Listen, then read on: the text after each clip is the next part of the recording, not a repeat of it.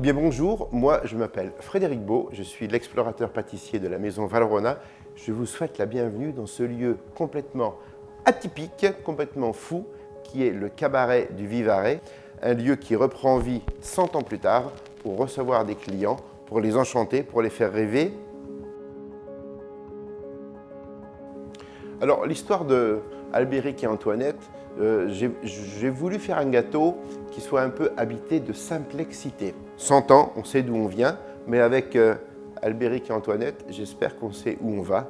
J'ai voulu un montage qui soit tout à fait simple, accessible et très reproductible en production, puis surtout un entremets qui, du sous-sol au plafond, est complètement habité par la gourmandise raisonnée. C'est le minimum de tout pour le maximum de plaisir et d'émotion. Le grand secret de cette recette, c'est qu'avec une recette de base de ganache, on va faire 4 textures et 4 goûts différents. On a une base d'un biscuit qui est extrêmement plus léger qu'un financier, mais avec pour autant de gourmandise, de moelleux.